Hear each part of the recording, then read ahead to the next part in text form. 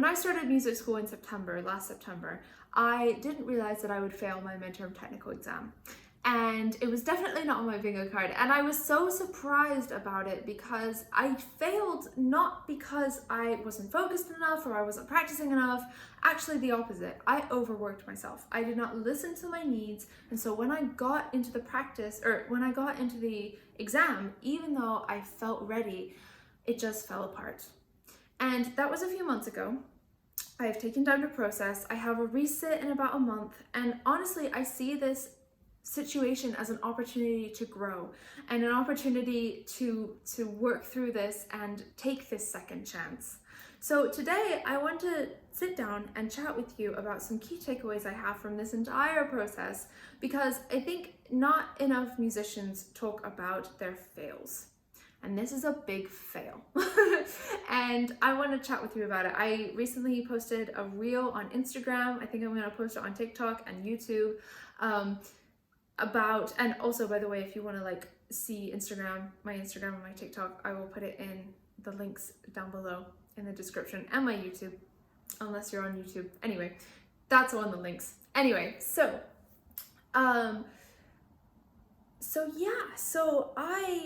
I put that on Instagram, and I was really nervous about it, but I think it's really important for musicians, for anyone, to put their fails up as well as their successes, if they're comfortable with it, of course. But I think that helps us be real and vulnerable on the internet. So this is why we're chatting about it. So let's dive into this. The first key takeaway is this is not the end of the world. When I got the message that I had failed, I thought it was the end of the world.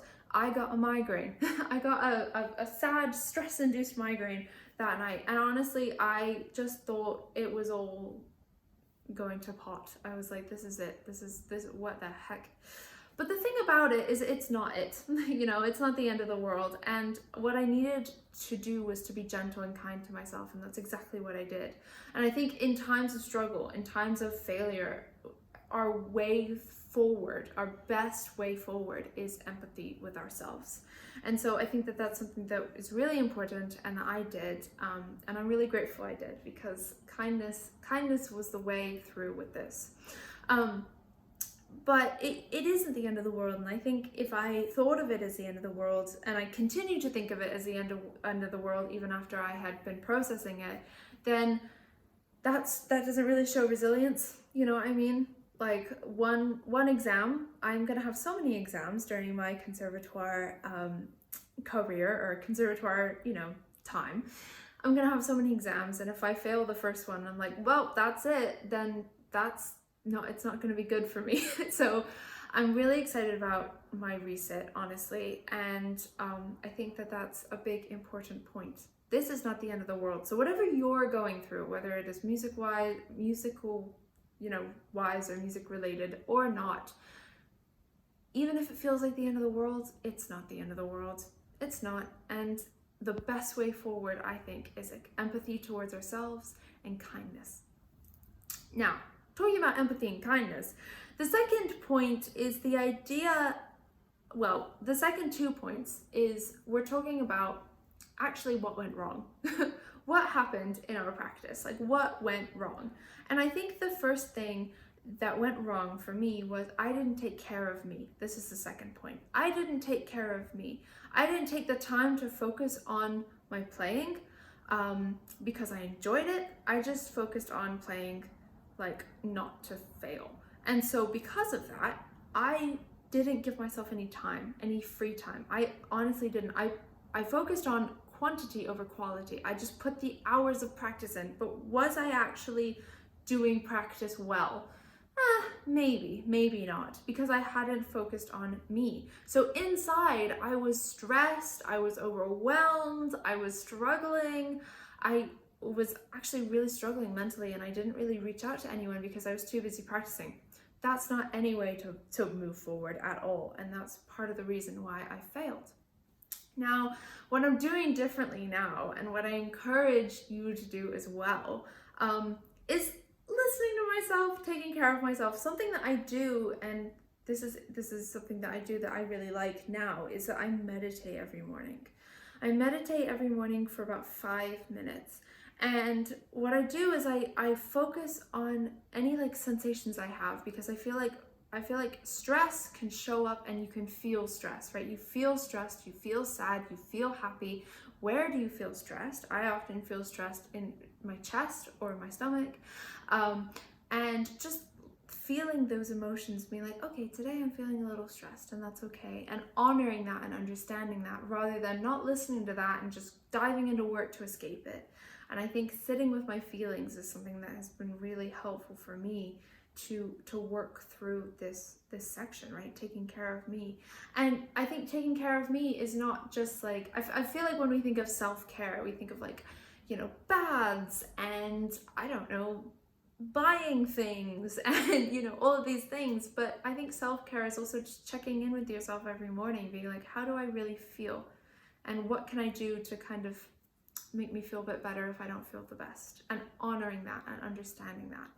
And that's something that I failed to do for this exam, which ultimately ended up in me failing the exam. So I think for this, just checking in with yourself, being like, okay, taking care of myself, taking care of my needs, hang out with friends, not everything is oboe. Yes, I'm focusing on oboe, but I don't want to over focus on oboe. And the third thing, I feel like this is a very short and like sweet episode. The third thing is putting joy into my practice. This is an interesting thing, because when I was getting ready for this exam, I had put all the hours in, I could play all the scales, but what was I focusing on when I was playing the scales? I was focusing on the notes. And what note was the highest, which note would I turn to go back down the scale or back up? And I was focusing on that. What was I not focusing on? The fact that I love to play the oboe. And it's an interesting idea, because when I got into the room, I was scared and nervous, and all of a sudden, all that, me thinking, okay, focusing on not making mistakes, that just all went out the window. And so I was there, and I felt kind of like, I felt like I was like on my own with my oboe. What do I do, right? And that's how it fell apart. But what I didn't have was joy. What I didn't have was joy and excitement, and just genuine joy and excitement. And it's interesting, because now when I'm thinking about it, I'm like, okay, when I play oboe well, I feel joyous, I feel excited, I feel warmth. I feel warmth right on my chest. I feel like, like those lamps that you turn on and they're like yellow light, and it's just like, really nice. That's how I feel when I play oboe well. And I thought to myself, okay, well, I feel like that when I play my oboe well in like recitals and auditions, but why can't I feel like that every single time I practice? Why can't I practice joy when I play my oboe? And so now when I practice, I think about, okay, let's think about that joy. Let's think about those feelings. And, I kind of like purposefully cultivate that joy, even if I might be having a bad day. And I feel it, and it's genuine, and it's exciting, and then I practice. And honestly, I really like it, because I'm not only practicing oboe, but I'm practicing playing oboe in a joyous and happy way. And, it can be hard, and it's, you don't want to be like toxic positivity type thing, but it's cultivating that joy when you play oboe well. And it's just like genuine, right?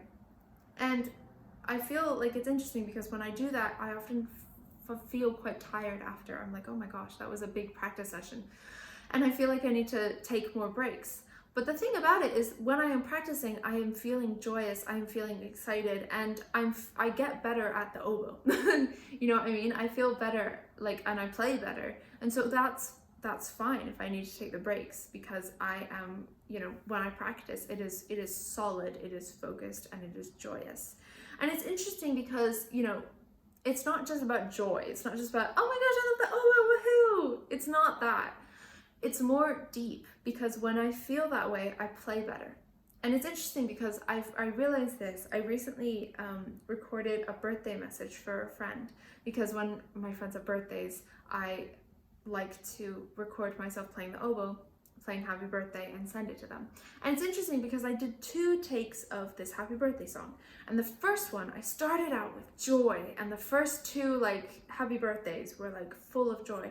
And then when I got to the 3rd one, where you have a low note and then an octave jump to the high note, my mind was like, oh my gosh, after that high note, I don't actually remember which note I go to.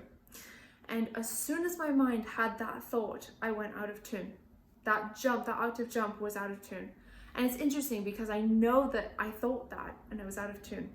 And then in the second take that I did, I didn't worry about that note, and I felt joyous and I felt excited, and I just had faith in myself that I would play the right notes, and I did. And that octave jump was so good. It was in tune. It was the tone was really good. Like I'm so proud of that video.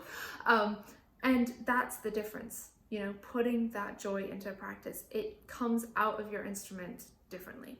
And so that's what I'm really focusing on for this resit. I want a joyous exam.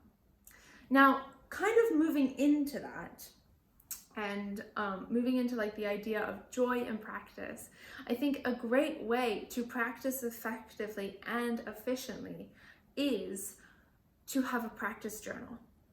And one of the practice journal that I absolutely love is a Notable practice journal. And the thing that I love about Notable's practice journals is not only do they have a section for writing in your practice, but they also have a reflection section.